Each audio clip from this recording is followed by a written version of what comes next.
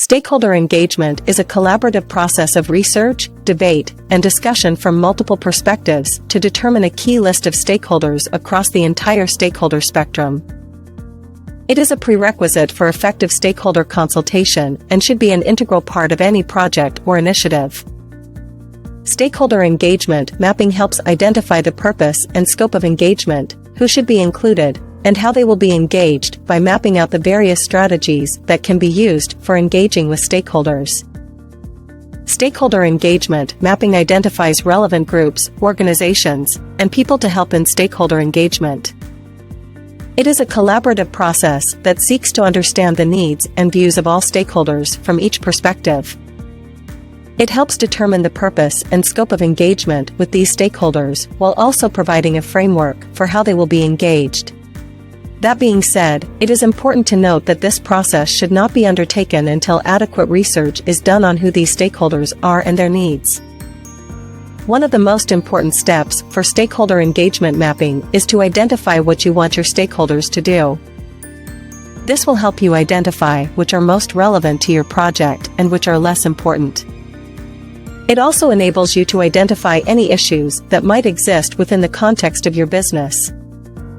For example, if one stakeholder has a lot of power and influence in the decision-making process while another has little, it would be important to engage the latter before engaging the former.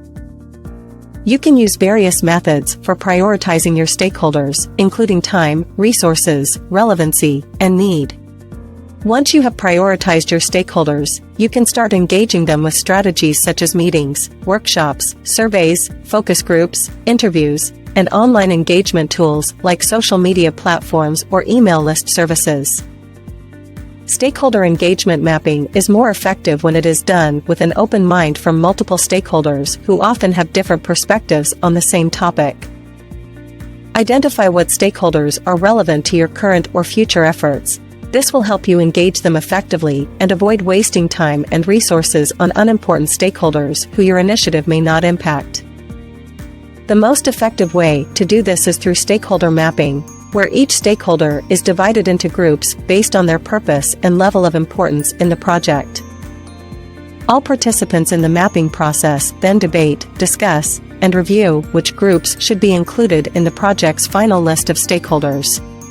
Another example is often given to demonstrate the value of stakeholder engagement mapping would be when a large company wants to increase its customer base through an online advertising campaign. In this scenario, they could use a stakeholder map to decide which groups have the highest chance of being interested in their ad campaigns and then target these groups with an online ad campaign. Additionally, they would create a detailed plan for reaching out with online ads while using stakeholder engagement mapping as part of this process. Before embarking on a stakeholder engagement project, it is important to identify the project's overall goal.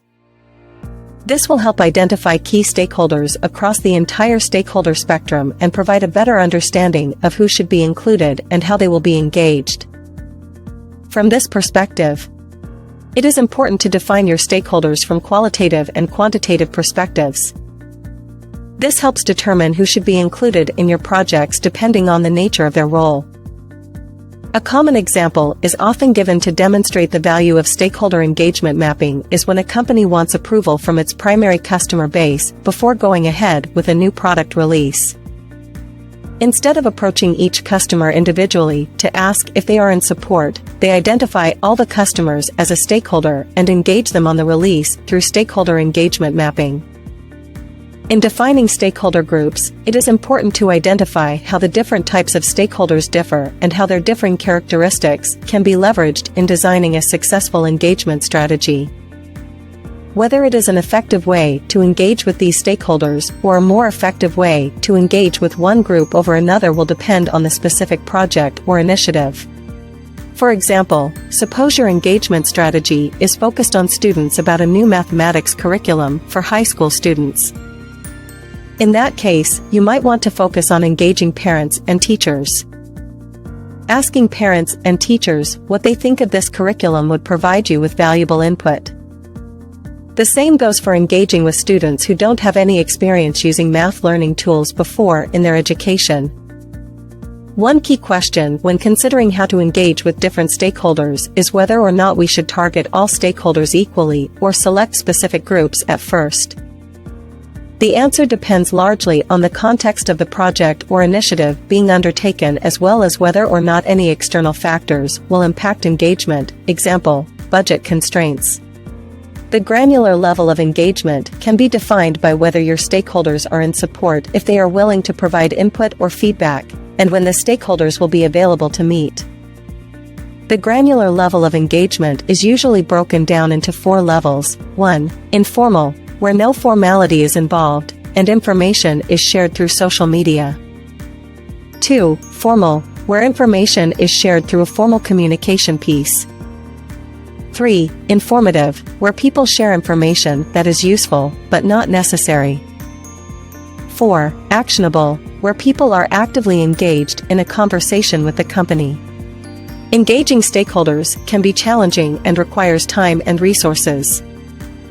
A common question during the mapping phase is what type of resources are needed to support our engagement strategy and follow-up activities.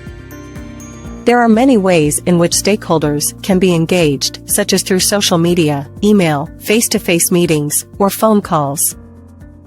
It all depends on the strategy of how you want to engage. To keep up with stakeholder activity and provide a greater reach for your project or initiative, engaging them through various channels will allow for greater participation from your stakeholders. From a preparation perspective, ensuring all the stakeholders are mapped out and their goals and objectives are clearly defined ensure that you have a clear idea of your stakeholder engagement strategy. From an engagement perspective, engaging with the stakeholder means considering their needs, concerns, and expectations. Book reference, A Step-by-Step Stakeholder Mapping Guide by Henrico Dolfing. Learn more at business901.com.